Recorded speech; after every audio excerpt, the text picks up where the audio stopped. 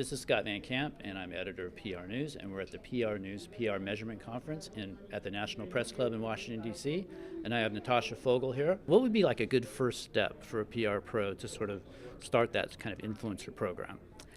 First, you need to understand who they are. Okay. And then what do you want them to do for you? Right? So tying it back to some kind of objective. So if you're in a crisis situation, it's pretty clear. Once you've identified these folks, you're really hoping they might act as an advocate to your brand or corporation. If that's the case, hopefully you've already got a relationship with them. So activating them won't be something out of the ordinary, right? They already trust you, and they're likely willing to act on your behalf. You identify these folks, understand how they're already influencing in their own communities, and then figure out how you can get them to engage for you. What kind of a role does social media play in this whole influencer thing? Obviously, things have changed with influencers and measuring them with social media.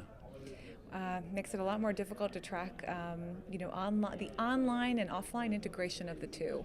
So, very active role. I think folks that are great at understanding it understand the engagement levels they have with their influencers on the multiple media channels, because media's become so democratized. It's really something to have visibility into all these different channels and understand what role social media plays online, as well as you're understanding the offline channels too. People talk a lot about the influencer tools and stuff. How do you feel about the tools? What comes first? Probably not the tools, right? Yeah, definitely not the tools. And there's a lot of folks that will tell you otherwise. But in my opinion, in my experience, really understand your strategy first. For any program, or again, trying to minimize a crisis or manage some kind of program. And then you would look at tools. And a good example of this is back to what you said about social media and how it plays.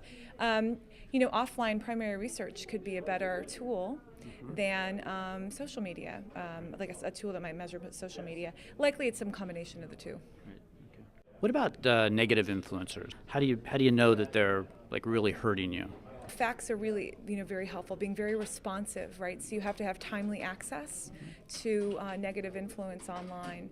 You have to have a good understanding whether someone is, traditionally known for ranting, or are they really moving a community. But even if they're traditionally known for ranting, it's my opinion that you should still try to manage them with facts, give them excellent client service, and then you're being as transparent as you can be about, your brand and what it means for you to proactively want to engage with every stakeholder, right, and improve their relationship with you.